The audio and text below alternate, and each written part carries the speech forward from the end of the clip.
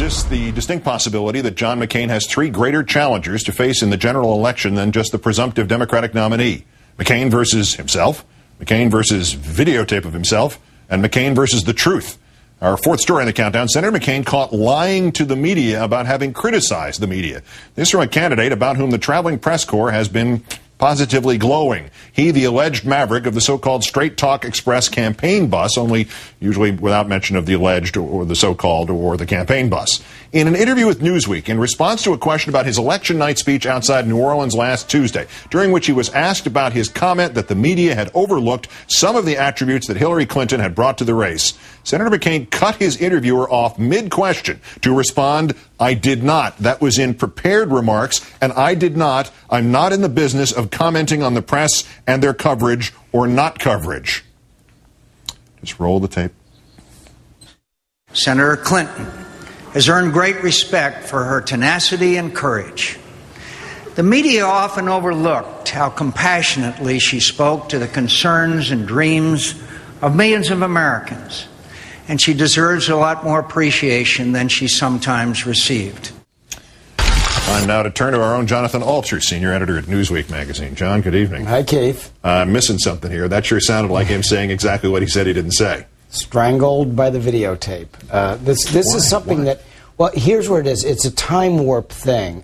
When he last ran for president in 2000, you could deny having said something, and the chances of you being caught, if it wasn't something really serious, which this isn't, were minimal because nobody had access to the tapes. The tapes were in the vaults of networks. Right? So we assume that YouTube has been here and that all of this has been retrievable forever. It's only been retrievable for like 2 years.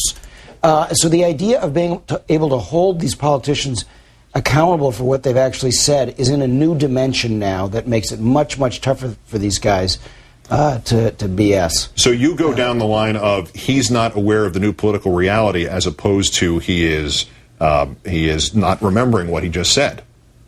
Well, I do. I don't think he's senile. I think that he is caught in an old politics where politicians routinely just said, black is white and white is black and blue is gray, and they got away with it for many, many years. The only time they didn't was if it was something that was so explosive that people would literally, in past campaigns before radio, they would actually fill out affidavits, the people in the audience, to say that a candidate had said something. And that was the only way you could hold them accountable. That happened once to Franklin Roosevelt when he denied having said that he wrote the Constitution of Haiti. And there were a bunch of people who, proved that he actually had said that.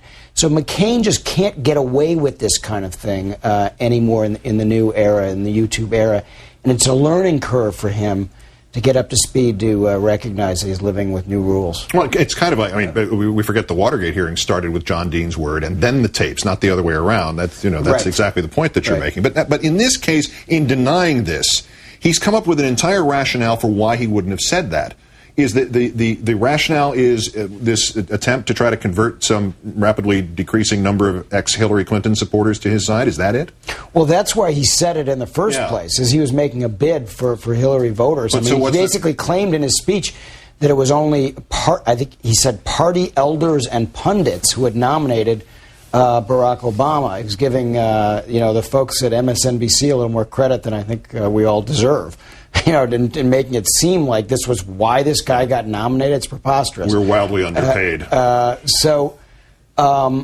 He's been trying to do that to make a play for them. But when confronted on it by my Newsweek colleagues, he realized that it really didn't look too smart, and he tried to deny having said it. There has been a lot of backlash from this campaign against the media. Your magazine was hit by it. NBC was hit by it. MSNBC was hit by it. They've complained to other people. I'm sure there'll be something back to Newsweek after this thing.